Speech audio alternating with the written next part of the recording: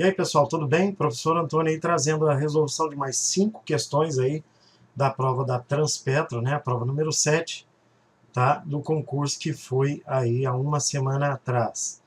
Gente, na videoaula passada eu acabei cometendo um engano, falando que three ways e four ways nos conectores intermediário e paralelo correspondem ao número de teclas, mas isso não é verdade, eu já verifiquei com os especialistas da área de elétrica aí, e eles me disseram que no conector three ways é porque existem 3 terminais para a colocação de fios no interruptor. E o four way quer dizer que tem 4 conectores para 4 terminais de fios, ou seja, existem 4 parafusos atrás do interruptor onde você pode conectar 4 fios. E no three way existem 3 conectores lá atrás, onde você pode apertar, né, parafusar 3 conectores. Então peço desculpa aí para vocês por esse engano que eu cometi. E aí a gente agora vai continuar falando dessas questões aí, algumas questões, mais uma questão de elétrica, né, de eletricidade, de instalações elétricas, e algumas questões aí que já caíram, né, nos concursos anteriores, e que a gente tem que ficar atento para não errar, né? Então vamos lá, pessoal. Olha aqui, ó, dentre as representações utilizadas em eletricidade, o símbolo abaixo corresponde a um... Bom, pessoal, para quem não está habituado com eletricidade, instalações elétricas, com certeza não vai acertar essa questão, tá? Mas é uma questão que eu considero mediana para quem tem um conhecimento básico de eletricidade, de instalações elétricas. Porque o símbolo aí que está representado aí, ele corresponde a um transformador, tá? E como, a título de curiosidade, eu estou trazendo aqui, ó, coloquei no slide para vocês verem, os outros símbolos aí, para a gente fazer uma pequena revisão. Então esse primeiro aqui, ó, é um indutor, tá vendo? Tem essa molinha ali, ó, esses 2 terminais, é um indutor. Este aqui é um capacitor, tá, pessoal? Isso aí corresponde a um capacitor, tá? Onde você tem 2, tá vendo, ó, 2 paralelos aqui. Esse aqui é o transformador que a gente tinha comentado, tá? E o condensador ele tem a simbologia igual à do capacitor. Então, por isso, a alternativa lá estava incorreta. O gerador, ele já vai ter essa simbologia, onde você tem, tá vendo, um traço pequeno e outro maior, representando uma diferença de potencial.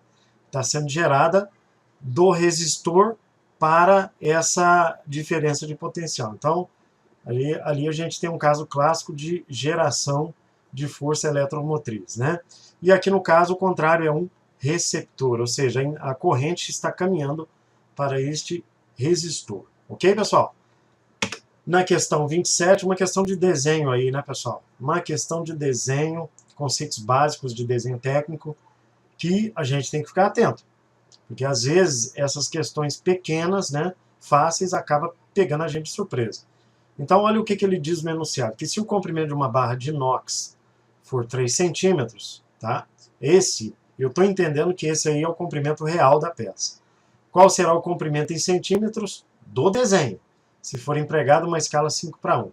Pessoal, quando o número é maior, tá vendo aqui, ó, o número é maior na frente e o número depois é pequeno, isso aí significa que a escala é uma escala de ampliação, tá? Então não é uma escala de redução. Na escala de redução é exatamente o contrário. Você tem um número pequeno, por exemplo, 1, e depois dos 2 pontos você vai ter um número maior, por exemplo, 1:2. Isso aí é clássico de uma escala de redução. Mas nesse caso que ele está apresentando é uma escala de ampliação e o desenho está sendo ampliado, tá vendo? O desenho está sendo ampliado 5 vezes. Então o que vai acontecer? Você vai pegar a dimensão real da peça e multiplicar por 5 e representar esse tamanho no desenho.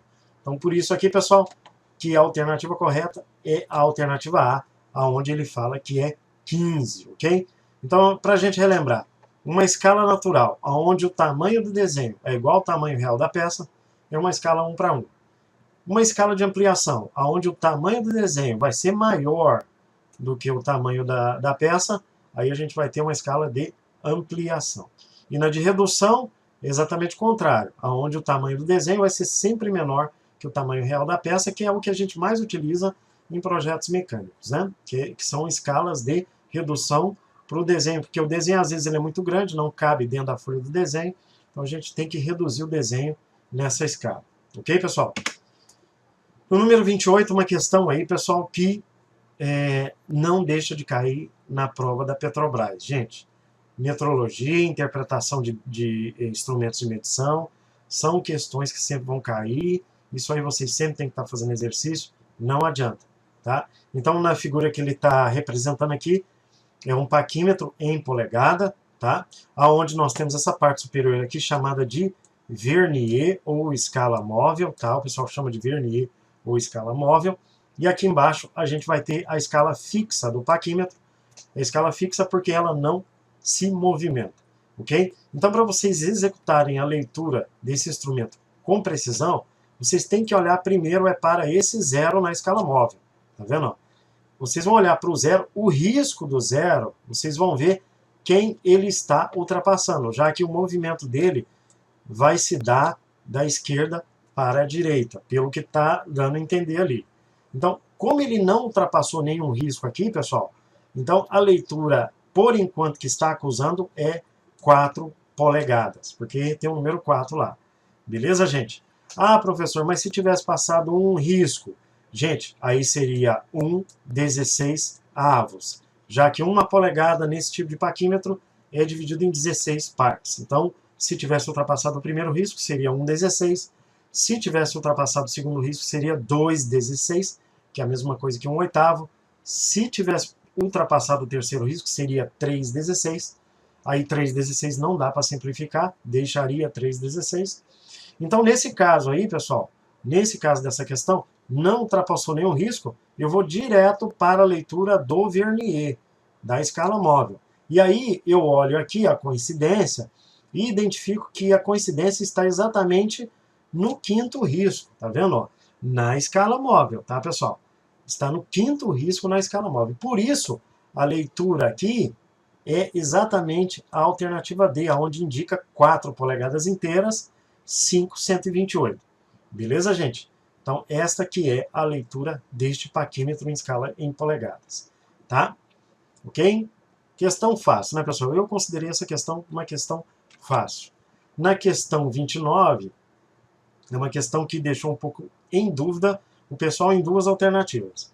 Mas vamos ver como ele chegou na alternativa correta, pessoal. Então aqui ele conta uma história falando do relógio comparador, né? Descrevendo o relógio comparador e falando aqui esses comentários. Ó. Quando a ponta de contato sofre uma pressão e o ponteiro gira, ó, o ponteiro gira no sentido horário, a diferença é positiva. Gente, isso aí já caiu em questões anteriores, com leituras positivas e negativas nas alternativas. Então, é importante que a gente saiba esse detalhe, porque já caiu em provas anteriores. Se o ponteiro girar no sentido anti-horário, então essa diferença vai ser negativa. Gente, na prática, como é que acontece isso? Se o ponteiro girar no sentido horário, é porque o relógio comparador está medindo um ressalto. Tá? Ele está medindo um ressalto. Ele subiu, né? E aí esse relógio vai girar no sentido horário, ou seja, no contador, o contador de milímetros ali vai girar no sentido horário. Agora, se o relógio comparador girar no sentido anti-horário, quer dizer que o contato desceu. Então, se ele desceu, está medindo, por exemplo, uma profundidade, um vale, um sulco, né? Então, por isso que esse resultado vai ser negativo. Uma outra observação aqui nessa figura é que está faltando um relógio aqui, ó, um reloginho aqui dentro, o contador de voltas. Tá? O cara pegou uma figura aqui meio na pressa, né? Ele pegou uma figura meio na pressa e não percebeu que está faltando um relógio principal ali, que a gente chama de contador de voltas. Tá? Por quê? Porque o relógio comparador, pessoal, ele mede a maior medida possível que o relógio comparador pode medir é 10 milímetros. Então, esse contador de volta vai de 0 até 10. Então, a primeira volta corresponde a 1 milímetro, a segunda a 2 milímetros, e assim por diante. Tá ok? Outra observação do relógio comparador, tá, pessoal? É que o relógio comparador, ele tem a escala centesimal. Não esqueçam, pessoal. Então, ele tem essa resolução aqui, ó, 0,01 milímetro. O relógio comparador tem essa resolução. Tá? Então, isso significa que cada risquinho aqui, ó, nesse relógio secundário, que é o maior, corresponde a 1/100º de milímetro. Então, não esqueçam disso. Né? Agora, vamos para as alternativas. Na alternativa A, ele está falando que o relógio comparador está fazendo uma verificação de alinhamento de pontas. Gente, nada a ver. Relógio comparador não serve para isso. Ele não, né? Na figura ali, além do mais disso, nessa figura, as pontas não estão sendo alinhadas, não estão sendo colocadas em linha. Então não tem nada a ver. Na letra B e na letra C também não tem nada a ver, porque essa peça não é cilíndrica. Ela é uma peça plana com ressalto. E não existe nada aqui, ó, que me prove que essa peça é cilíndrica, porque eu estou vendo ela na vista frontal. Então a letra B e C, que são verificações de concentricidade em peças cilíndricas, não tem nada a ver. Nem excêntrico também, não tem nada a ver. Isso não é uma peça cilíndrica. Então esse tipo de verificação é só para quando você tem peças cilíndricas. Por exemplo, num torno, você coloca o relógio comparador no torno para verificar a concentricidade da peça, antes de iniciar a usinagem. Na alternativa D, ele está dizendo que é um caso de verificação de paralelismo. Está errado, pessoal. Por quê? Porque o conceito de paralelismo é quando você tem duas retas e todos os pontos dessa reta têm distâncias iguais. Então, isso pode acontecer, por exemplo, num rasgo. Tá? Num rasgo, por exemplo, de uma mesa, de uma fresadora, você verifica uma aresta desse rasgo e a outra aresta, e aí você verifica se está realmente paralela. Essa é uma situação. No caso aqui, como a gente tem superfície plana, não dá para saber que é um rasgo ali, não tem nada ali no desenho que fala para nós que aquilo ali é um rasgo, que ele está medindo um rasgo. Então, gente, é uma pura e simples verificação de superfície plana, que é a alternativa E mesmo. Tá? Então, creio eu que muita gente ficou em dúvida com relação à letra D e letra E, mas é uma verificação clássica de superfície plana. Inclusive, essa definição está na definição de relógio comparador, lá no nosso e-book. Tá? Na número 30, mais uma questão envolvendo escala. Então, o examinador aqui parece que ele ficou meio sem criatividade para criar questões. Então, ele repetiu, basicamente, né? Só que agora ele apresentou um desenho. Então, em uma peça real tem, para maior dimensão, 6 milímetros. Gente, prestem atenção. É a peça real, a peça que você tem em mãos. Tá? Ela tem a maior dimensão de 6 milímetros. Qual é a escala usada no desenho, abaixo, que apresenta a medida da peça em milímetros? Gente, prestem atenção. A maior dimensão aqui no desenho é 60.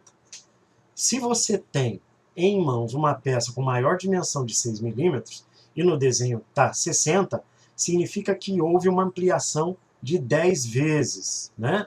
Houve uma ampliação em relação à peça real com o desenho. Então, houve efetivamente uma ampliação dessa peça. Só para a gente lembrar, olha aqui, ó, na escala natural é 1:1, na escala de ampliação, aqui nós temos o tamanho, a dimensão no desenho, e aqui nós temos a dimensão real. Então, se a dimensão no desenho é 60 e a dimensão real é 6, porque é a maior dimensão, isso, simplificando, a gente vai ter uma escala de 10:1, aonde a alternativa correta é a alternativa E mesmo, tá bom, pessoal? Então, duas questões de desenho aí envolvendo escalas, questões simples, eu considero simples, por quê? Porque isso aí é um assunto básico de desenho técnico, é uma das primeiras coisas que a gente aprende lá, tá? E aí, pessoal, na próxima videoaula a gente já volta comentando as questões 31 a 35, né? Que são questões assim que tiveram até questões de resistência de materiais, uma questão polêmica aí, que o pessoal comentou bastante aí no link de comentários aí, tá? E, gente, se você estiver interessado em fazer o curso online aí, com as disciplinas separadas aí para o próximo concurso da Petrobras, pessoal, me envia um e-mail, tá? Acessem meu site, ou podem me enviar um WhatsApp, lá no meu site tem o meu WhatsApp, e vocês podem me enviar um WhatsApp aí, para me perguntar como é que vocês vão fazer a inscrição nesse curso aí, que é um preço irrisório, tá, pessoal? Preço bem barato mesmo. Beleza, gente? Então a gente se vê na próxima bateria de questões aí dessa prova 7 da Transpetro. Beleza, gente? Até a próxima.